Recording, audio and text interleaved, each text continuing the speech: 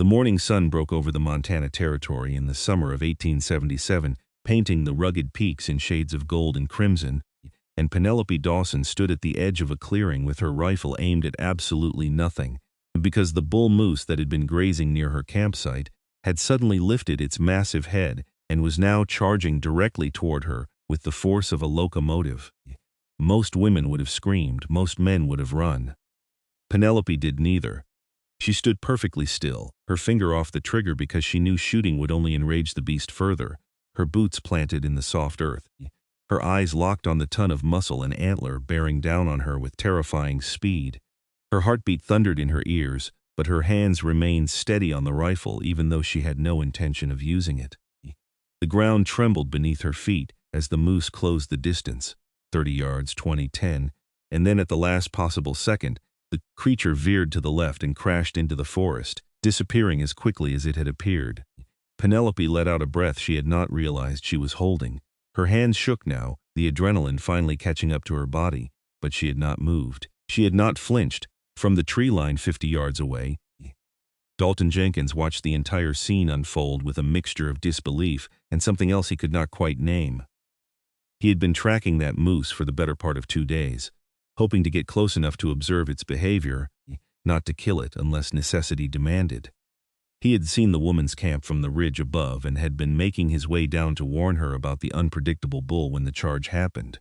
He had raised his own rifle, ready to take the shot that would save her life, but she had not needed saving. Dalton was a mountain man through and through, 6 feet 4 inches of solid muscle earned from years of surviving in the wilderness. His dark hair fell past his shoulders, tied back with a strip of leather, and his beard was neatly trimmed despite his isolation from civilization. His arms were thick as tree branches, his chest broad beneath the buckskin shirt he wore, and his hands were calloused from hard work and harder living. He had lived alone in these mountains for 5 years, ever since he left the mining town of Virginia City after his partner was killed in a cave-in. The solitude suited him, or so he had convinced himself.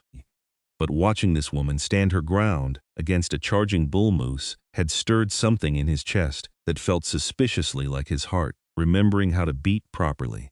He waited until the moose was well gone before stepping out of the trees. Penelope spun at the sound of his boots on the forest floor, raising her rifle instinctively. Her eyes were the color of pine needles, sharp and intelligent, and they assessed him in a single sweeping glance.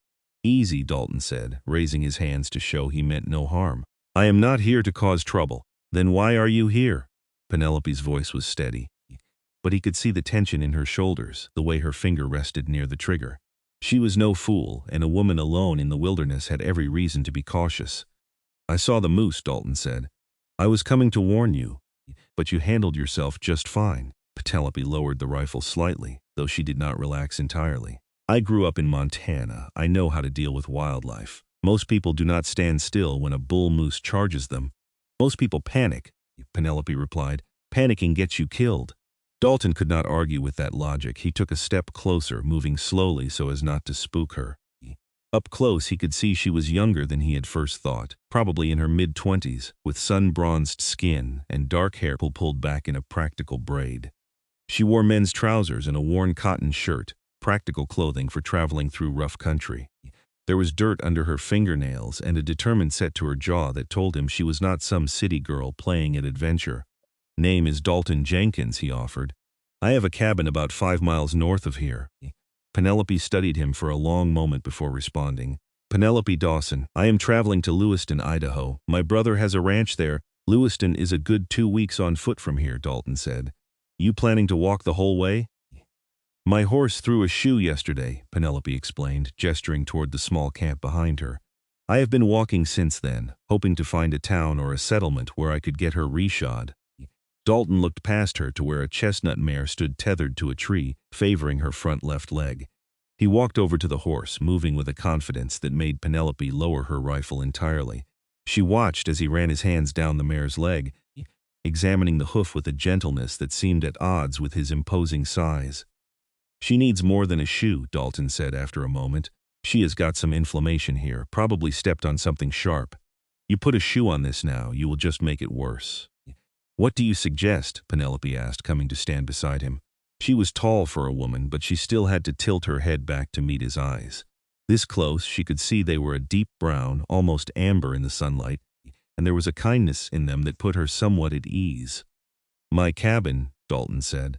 "I have got supplies there, and I can make a poultice that will help with the swelling. Give her a few days of rest, and she will be good as new." Penelope hesitated. Every instinct told her not to trust a stranger, especially a man she had just met in the middle of nowhere. But she also knew she could not continue to Lewiston with a lame horse, and she was running low on supplies.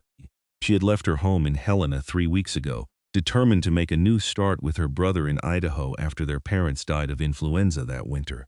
She had sold everything she could not carry, packed her life into saddlebags, and set out alone because she could not afford to wait for a wagon train or hire an escort.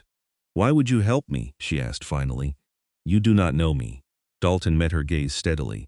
"Because you stood your ground against a charging moose without flinching, and anyone with that kind of courage deserves a little help when they need it." There was something in the way he said it, a simple honesty that made Penelope believe him. She nodded slowly. "All right, but I pay my way. I will help with whatever needs doing around your cabin in exchange for your help with my horse." "Fair enough," Dalton agreed. He helped her break down her camp, and together they began the trek north toward his cabin. Penelope led her limping mare, and Dalton carried most of her supplies with an ease that suggested the heavy packs weighed nothing at all. They walked in silence for the first hour, both of them comfortable with the quiet that came from spending time alone in the wilderness. It was Dalton who finally spoke. "You said you are heading to your brother's ranch. You have other family in Lewiston?" "Just Jacob," Penelope replied. "Our parents died last winter. Jacob left for Idaho 2 years ago to start his ranch, and I stayed behind to care for our mother when she got sick. After she passed, there was nothing left for me in Helena." "I am sorry for your loss," Dalton said, and he meant it. He knew what it was like to lose people, to be left alone with nothing but memories and regrets. "Thank you," Penelope said quietly. "What about you? Do you have family in Montana?" "Not anymore," Dalton said. "My parents passed when I was young. I worked the mines in Virginia City for a while, but that life did not suit me. I prefer the mountains." He did not mention his partner, the man who had been like a brother to him, the one who died because Dalton had not checked the support beams carefully enough. That guilt was his to carry alone. They reached Dalton's cabin just as the sun was beginning its descent toward the western peaks. The structure was sturdy and well built, constructed from thick logs with a stone chimney and a covered porch that wrapped around the front. There was a small barn behind it and a corral where a large buckskin gelding grazed peacefully. The whole setup spoke of a man who planned to stay, who had made this place his home rather than just a temporary shelter. Dalton led Penelope's mare into the barn and got her settled in a stall with fresh hay and water. He examined her hoof again in better light, then mixed a poultice from herbs and clay he kept in sealed jars on a shelf. Penelope watched him work, impressed by the care he took and the knowledge he clearly possessed. "Where did you learn all this?" she asked as he wrapped the mare's leg with clean cloth. "Necessity," Dalton replied. "When you live alone in the mountains, you learn to take care of everything yourself. Animals, injuries, illness. You either learn or you do not survive." "Sounds lonely," Penelope observed. Dalton paused in his work, his hands stilling on the bandage. "It can be," he admitted, "but it is also peaceful. No one to answer to, no one to let down." Penelope heard the weight behind those words, the hint of old pain, but she did not press. Everyone carried scars, visible or otherwise. Once the mare was settled, Dalton showed Penelope to the cabin. The interior was surprisingly comfortable, with a large stone fireplace, a sturdy table and chairs, and a bed in one corner covered with furs and wool blankets. Shelves lined the walls, holding books, supplies, and various tools. It was the home of a man who valued both practicality and a few small comforts. "You can have the bed," Dalton said. "I will sleep on the porch." "I cannot take your bed," Penelope protested. "I will be fine on the floor." "You are a guest," Dalton insisted, "and I am used to sleeping outside. It is no hardship." Penelope wanted to argue further, but the exhaustion from weeks of travel was catching up to her, and the bed did look incredibly inviting. "Just for tonight," she conceded. "Tomorrow I will help you set up something better." Dalton nodded and set about preparing a meal. Penelope tried to help, but he waved her off, insisting she rest. She sat at the table and watched him move around the cabin with easy familiarity, pulling out dried meat, beans, and flour. Within an hour, he had prepared a simple but hearty stew and fresh biscuits that tasted better than anything Penelope had eaten in weeks. They ate in companionable silence, The kind that comes from two people who understand that not every moment needs to be filled with words. When they finished, Penelope insisted on cleaning up despite Dalton's protests. As she washed the dishes in his basin of warm water, she found herself studying him from the corner of her eye. He was an impressive man, not just in size but in the way he carried himself with quiet confidence. There was a gentleness to him that contrasted with his rough appearance, and she found herself curious about the story behind his self-imposed exile. That night, Penelope lay in Dalton's bed, wrapped in furs that smelled of pine and wood smoke, and stared at the ceiling. She could hear him moving on the porch, settling down for the night. She should have been nervous, alone in a cabin with a strange man in the middle of nowhere, but instead she felt oddly safe. There was something about Dalton that made her trust him.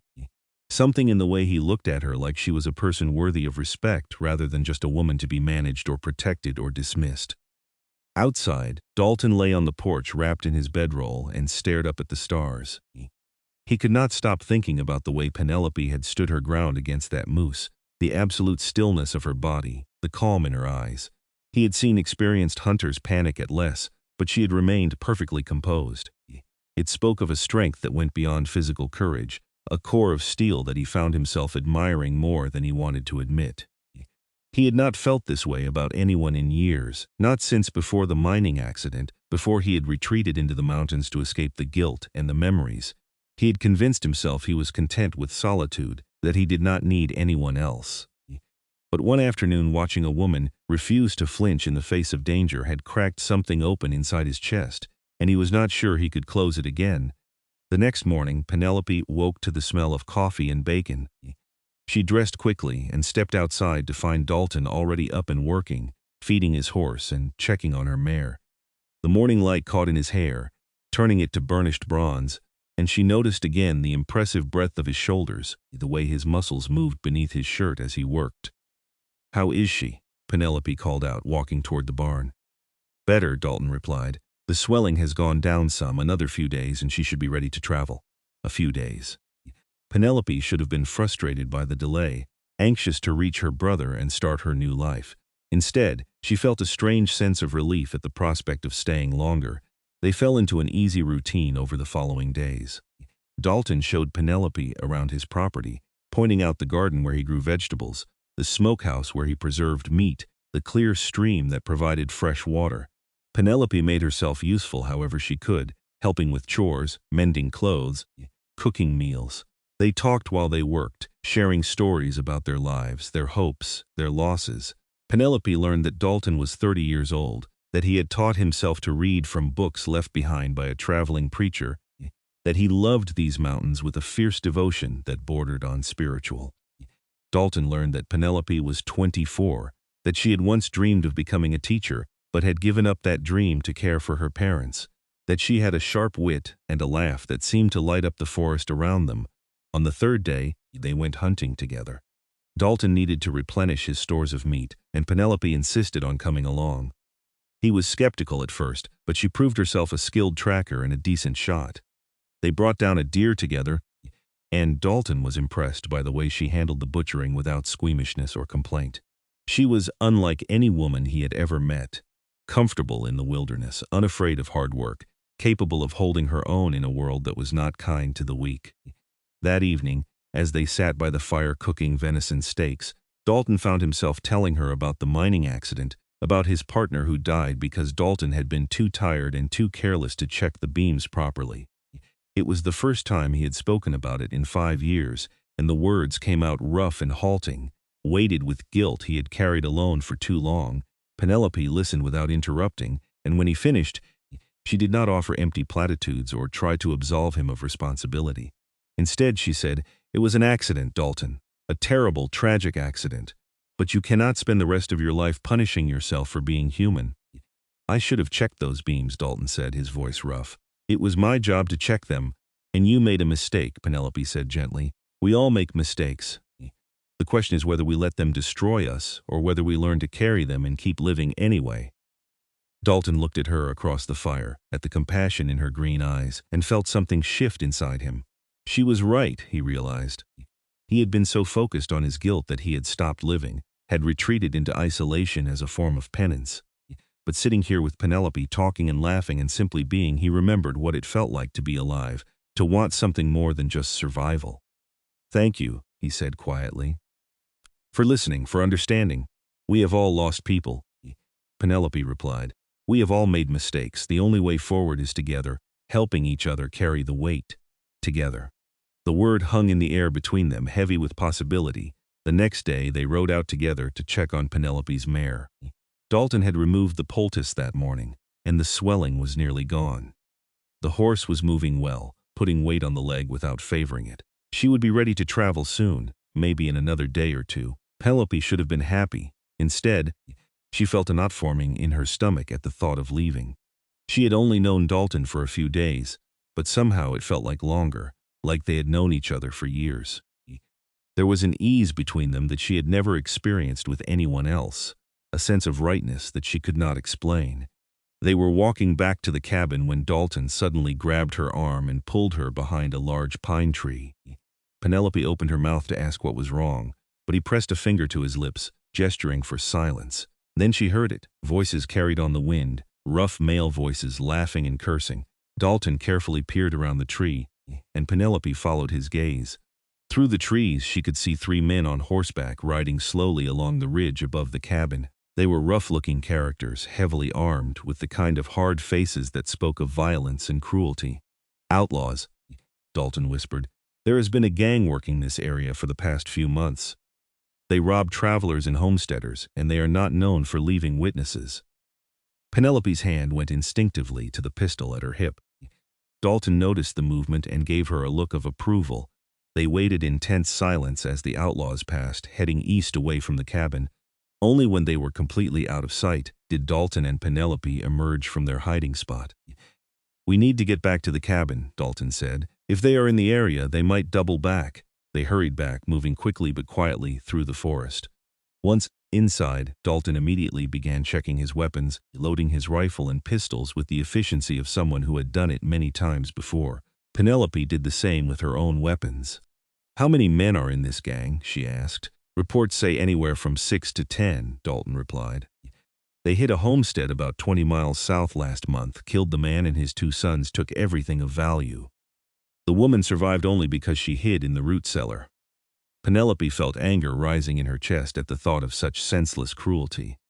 "The law has not caught them? The law out here is spread thin," Dalton said. "We are in the territory, not a state. Nearest marshal is probably in Helena, and by the time anyone could organize a posse, the gang would be long gone into the mountains." They spent the rest of the day fortified in the cabin, taking turns keeping watch.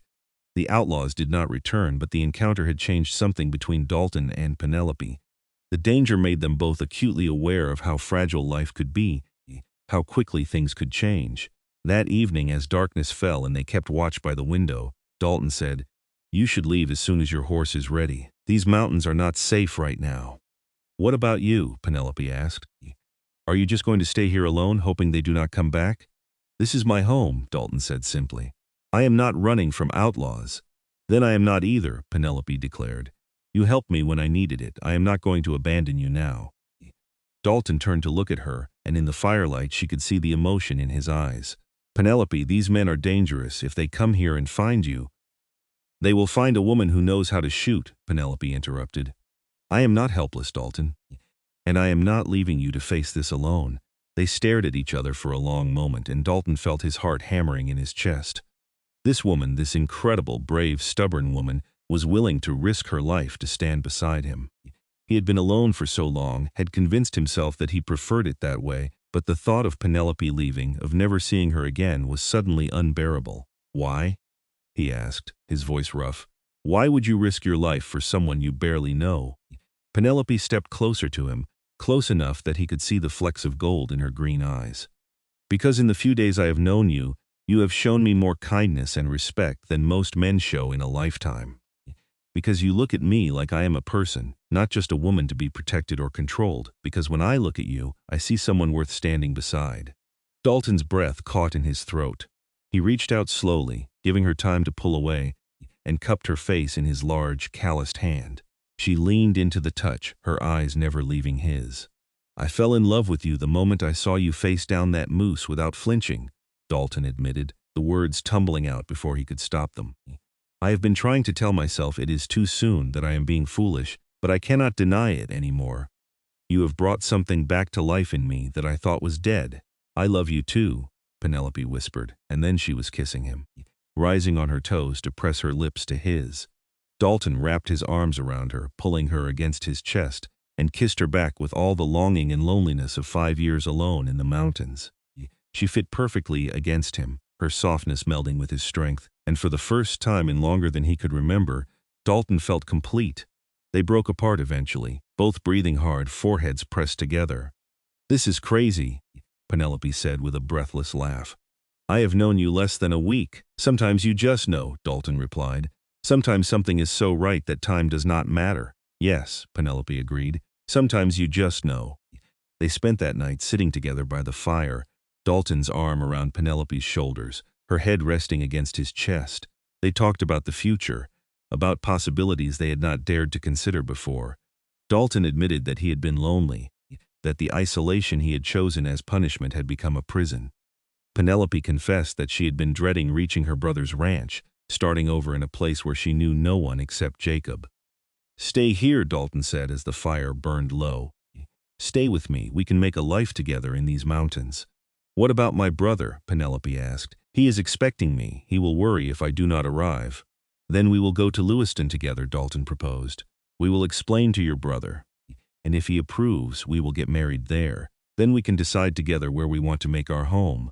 Penelope smiled up at him. "You want to marry me after knowing me for 4 days?" "I want to marry you after knowing you for 4 minutes of watching you face down a bull moose," Dalton corrected. "The rest of the time has just confirmed what I already knew." "Then yes," Penelope said. "Yes, I will marry you, Dalton Jenkins." They sealed the promise with another kiss, and this time neither of them pulled away until they were both dizzy from lack of air and giddy with happiness. The outlaws returned 2 days later, just after dawn. Dalton and Penelope were in the barn tending to the horses when they heard the sound of hooves approaching. Dalton immediately grabbed Penelope's hand and pulled her into the corner of the barn where they had a clear view of the cabin through a gap in the boards.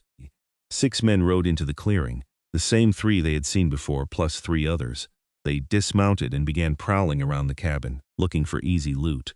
Dalton's jaw clenched as he watched them rifle through his things, but he remained still, waiting. One of the men, a tall, scarred brute, who appeared to be the leader, kicked open the cabin door and went inside. The others followed, and soon Dalton could hear them destroying his home, breaking furniture, throwing things around. His hand tightened on his rifle, but Penelope put a hand on his arm. "Wait," she whispered. "There are too many of them. If we confront them now, we will be outnumbered."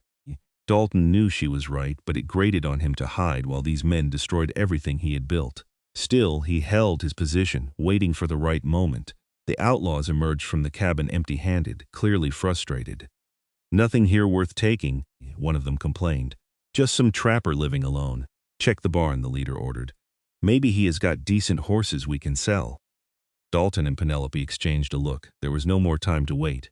As the outlaws approached the barn, Dalton positioned himself behind a support beam with a clear line of sight to the door. Penelope moved to the opposite side, her own rifle ready. The first outlaw who entered the barn got 3 steps inside before Dalton called out, "That is far enough." The man froze, his hand moving toward his gun. "There is just 2 of you," he said with false bravado. "You are outnumbered."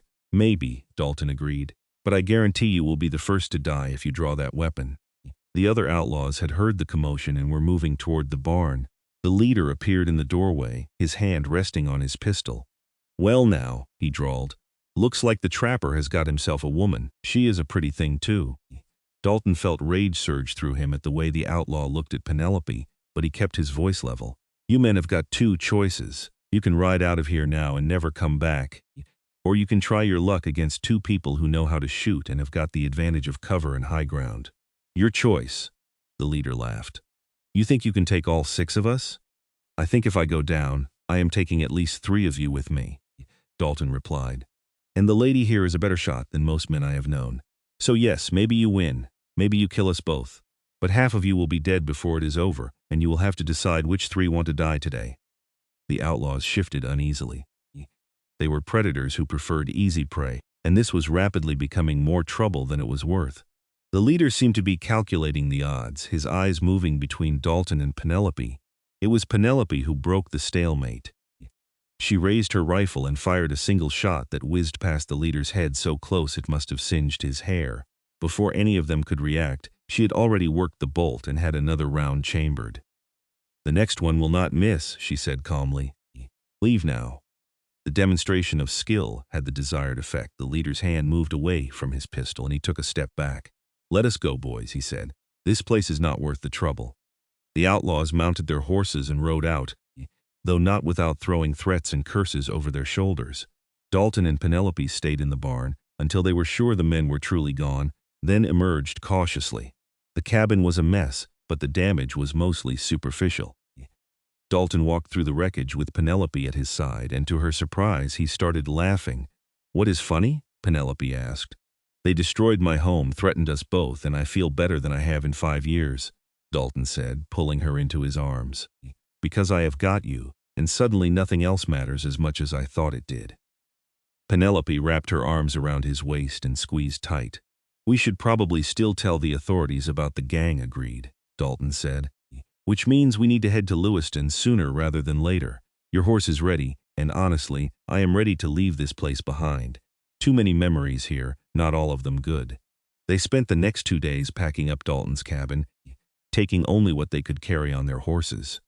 Dalton found himself remarkably unburdened by leaving behind the home he had built.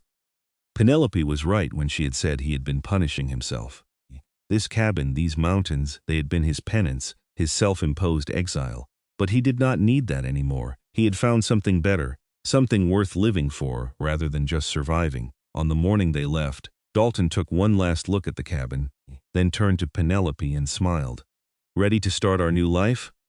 "More than ready," Penelope replied, and they rode out together, heading west toward Lewiston and whatever future awaited them there. The journey took them through some of the most beautiful country either of them had ever seen. They followed game trails through valleys thick with wildflowers, crossed crystal-clear streams that tumbled down from glacial peaks, and camped under stars so bright they seemed close enough to touch. They were in no hurry, taking their time to enjoy the journey and each other's company. At night, they would sit by the fire and talk for hours, learning everything about each other. Dalton told Penelope about his childhood, about parents who died when he was 12 and left him to make his own way in the world.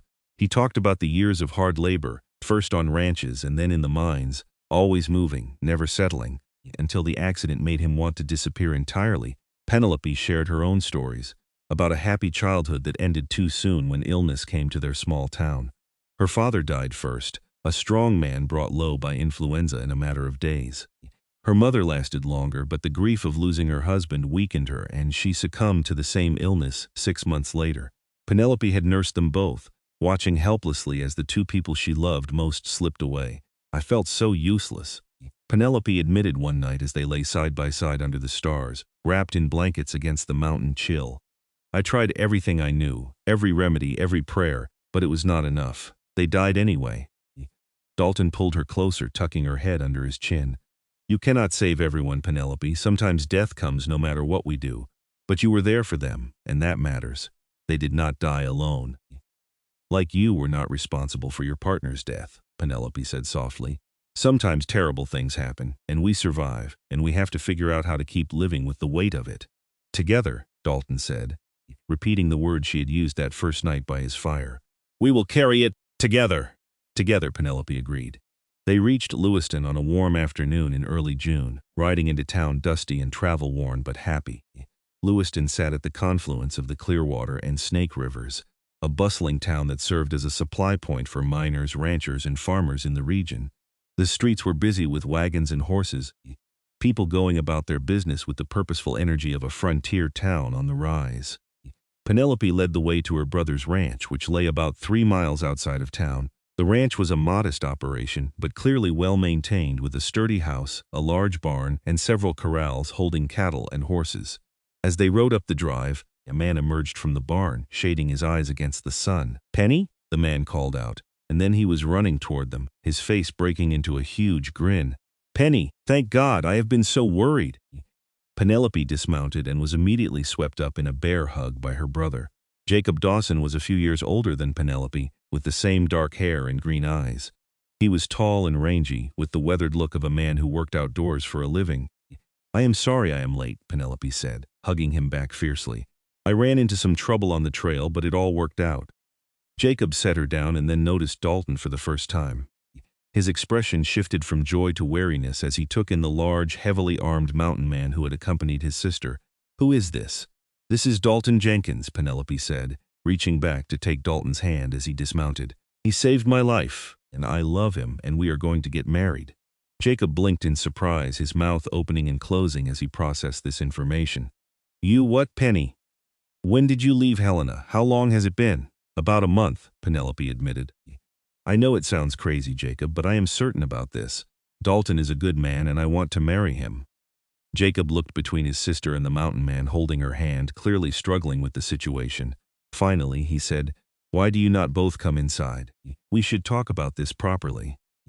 They settled in Jacob's modest but comfortable home, and over coffee, Penelope and Dalton told the story of how they met, the incident with the moose, Penelope's injured horse, and the outlaws. Jacob listened without interrupting, though his expression grew more troubled when they reached the part about the gang. "You faced down 6 armed outlaws?" Jacob asked when they finished. "Are you insane?"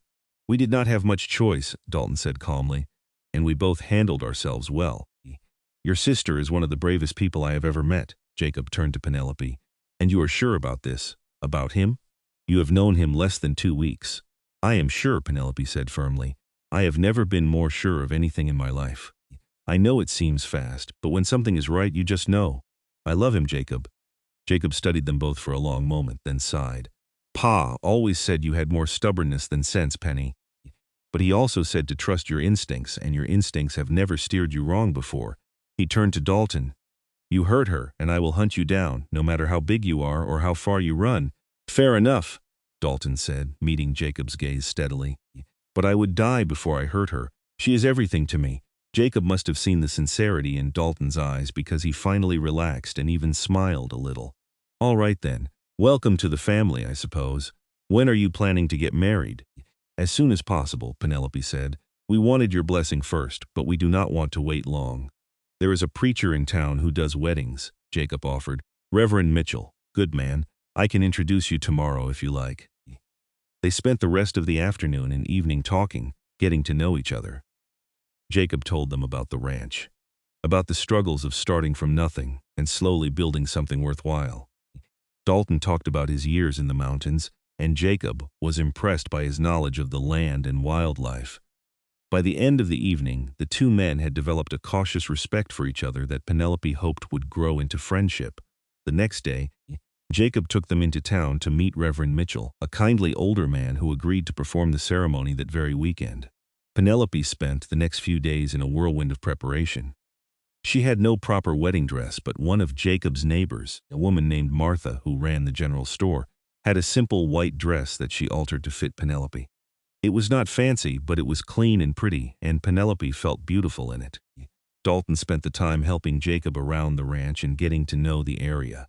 He liked Lewiston, liked the energy of the growing town and the wildness that still surrounded it.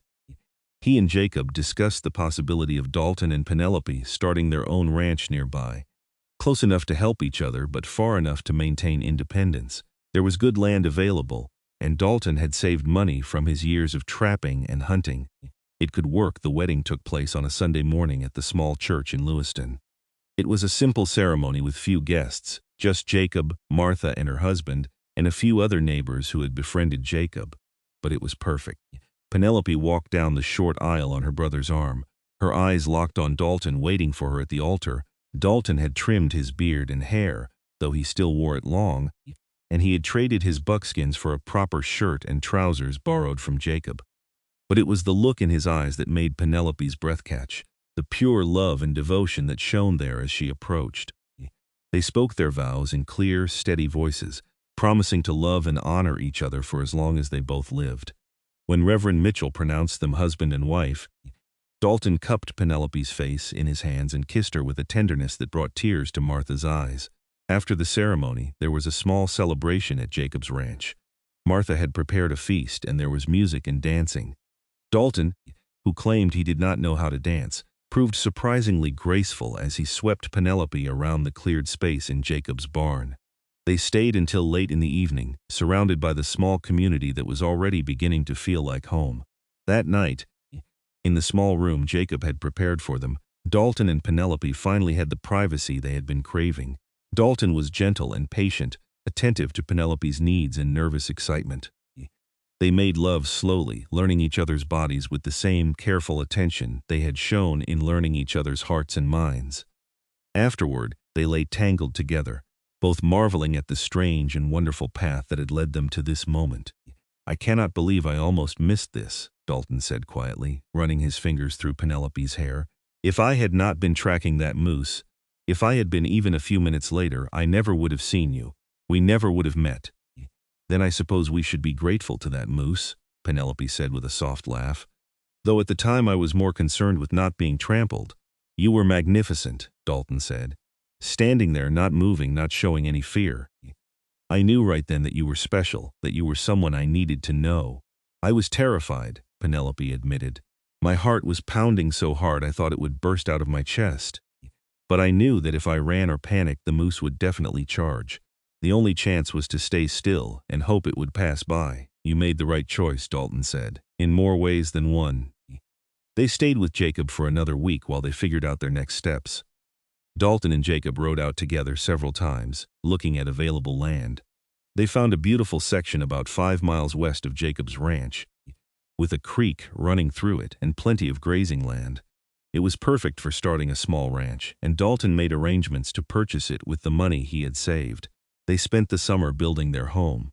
Jacob helped, along with several neighbors who came out for barn raisings and house building. Penelope worked alongside the men, and together they constructed a sturdy cabin similar to Dalton's old one but larger, with room to grow. They built a barn and corrals, and Dalton bought a small herd of cattle to start their ranch. It was hard work, sunrise to sunset, but Penelope had never been happier. She loved working beside Dalton, loved the way he consulted her on every decision, treating her as an equal partner in building their life together. At night, they would collapse into bed exhausted but content, wrapped in each other's arms. As autumn approached, their home was finished, and they moved in permanently. Penelope planted a garden and began putting up food for the winter. Dalton continued to hunt and trap, supplementing their income while the ranch got established. They fell into a comfortable rhythm, working hard but always making time for each other. In October, Penelope realized she was pregnant. She told Dalton one evening as they sat on the porch watching the sunset paint the sky in shades of orange and pink. Dalton's reaction was everything she could have hoped for. His face lit up with joy and he pulled her into his arms, holding her as if she were the most precious thing in the world. "A baby," he whispered in awe. "We are going to have a baby. Are you happy?" Penelope asked, though she could see the answer in his eyes. "Happy does not even begin to cover it," Dalton said. "Penelope, you have given me so much. You brought me back to life. Gave me a reason to live beyond just surviving. And now a child? I feel like the luckiest man alive." The pregnancy progressed smoothly through the winter. Dalton was attentive to the point of being overprotective, constantly worrying about Penelope doing too much. She found his concern endearing even as she insisted she was perfectly capable of continuing with her normal routine. Martha came by regularly to check on her, and Jacob visited often, excited about becoming an uncle. In early May of 1878, Penelope went into labor. It was a long, difficult process, but Martha was there to help, along with another woman from town who had experience as a midwife. Dalton paced outside the bedroom, nearly wearing a hole in the floor with his worried walking. Jacob stayed with him, trying to distract him with conversation, but Dalton could focus on nothing but the sounds coming from behind that closed door. Finally, after nearly 12 hours, a baby's cry pierced the air. Dalton froze, his heart hammering in his chest. A moment later, Martha emerged with a huge smile on her face. "You have a son," she announced. "A big, healthy boy." And Penelope did wonderfully. "She is tired but fine." Dalton nearly knocked Martha over in his rush to get into the room. Penelope lay in bed, exhausted and sweaty but radiant, holding a tiny bundle wrapped in blankets. She looked up as Dalton entered, and her smile was brighter than the sun. "Come meet your son," she said softly. Dalton approached slowly, almost reverently. He looked down at the tiny face peeking out from the blankets and felt his heart expand in a way he had not known was possible. The baby had a shock of dark hair and was making little snuffling noises as he slept. "He is perfect," Dalton breathed. "Penelope, he is absolutely perfect. Do you want to hold him?" Penelope asked. Dalton carefully took the baby from Penelope's arms, cradling him against his broad chest with surprising gentleness. The baby fit in his large hands perfectly, and Dalton felt tears prickling his eyes as he looked down at his son. "Thank you," he said to Penelope. "Thank you for this, for him, for everything." They named the baby Daniel, after Dalton's father. Daniel Jenkins proved to be a healthy, happy baby who rarely fussed and seemed content to observe the world with wide, curious eyes. Dalton was a devoted father, always willing to walk the floor with Daniel when he was fussy, to change diapers, to do whatever was needed. Penelope fell even more in love with her husband watching him with their son, seeing the tenderness and care he showed. Life settled into a new rhythm with Daniel. The ranch continued to grow and prosper. Dalton and Jacob worked together, helping each other with difficult tasks and sharing equipment. The small community around Lewiston was growing too, with more families moving in, a school being built, and general sense of civilization taking root even in this wild country. 2 years later, Penelope gave birth to their second child, a daughter they named Patricia after Penelope's mother.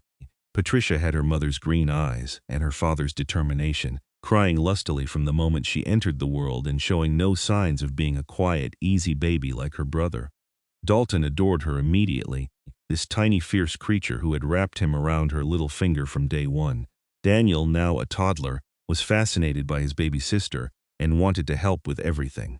Dalton would hold Patricia while Daniel patted her head gently, crooning to her in his childish voice. It was a scene that never failed to make Penelope's heart swell with love. The years passed in a blur of hard work, laughter, and love. The ranch prospered, growing from a small operation to a successful enterprise. They hired a few hands to help with the work, and Dalton proved himself a fair and respected employer. Penelope maintained her garden and began teaching at the new school in town, sharing her knowledge with the growing number of children in the area. Daniel and Patricia grew into strong, capable children who loved the ranch and the wild country around it.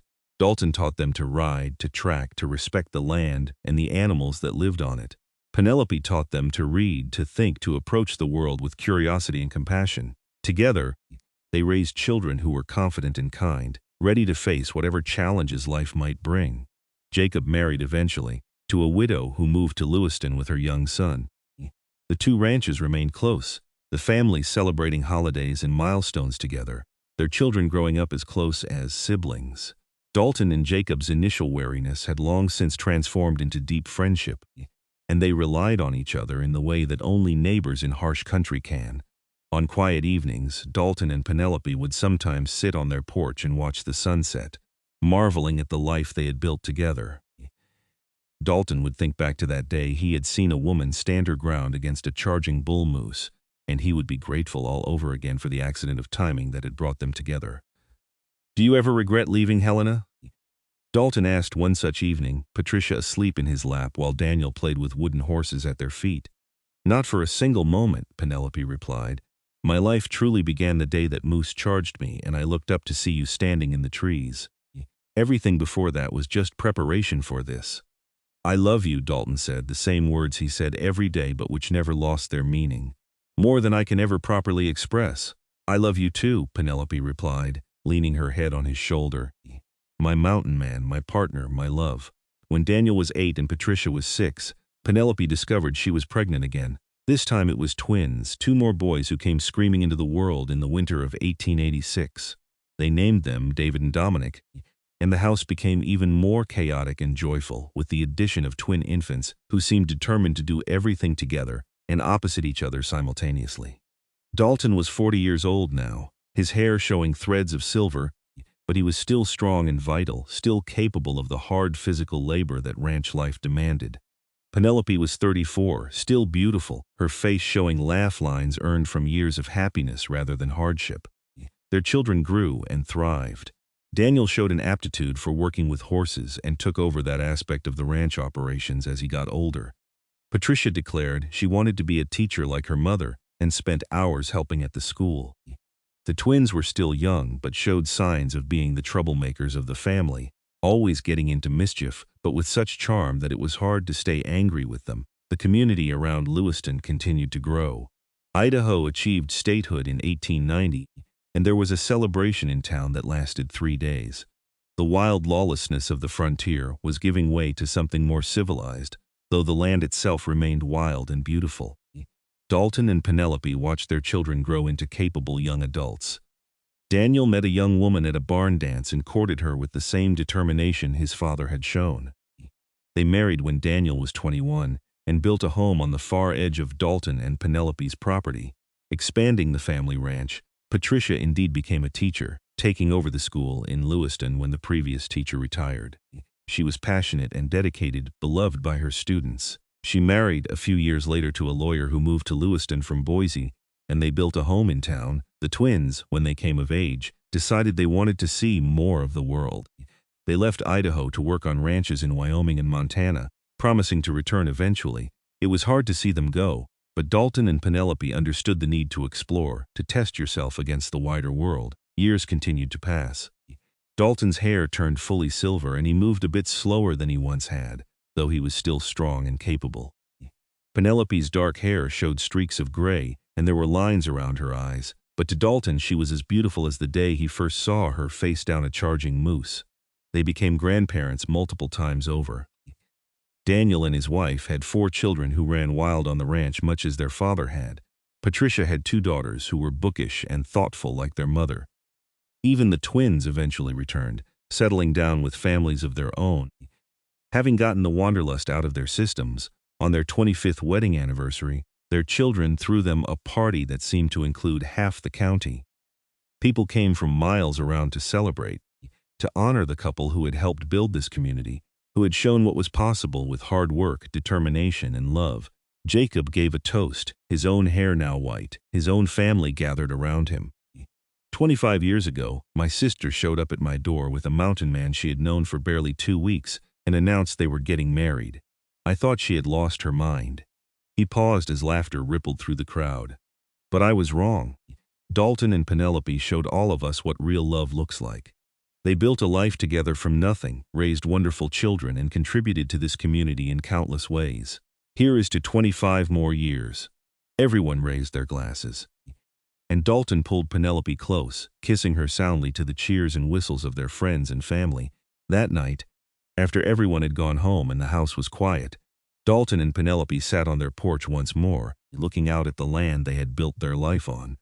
The ranch stretched out before them, prosperous and peaceful. Lights glowed in the windows of Daniel's house on the far side of the property. In town, Patricia's house sat dark as she and her family slept. "We did all right, did we not?" Dalton said, his arm around Penelope's shoulders. "We did better than all right," Penelope replied. "We built something beautiful, Dalton. A family, a home, a life worth living." "All because you did not flinch when a moose charged you," Dalton said with a smile. "All because you were there to see it," Penelope corrected. "All because we found each other exactly when we needed to."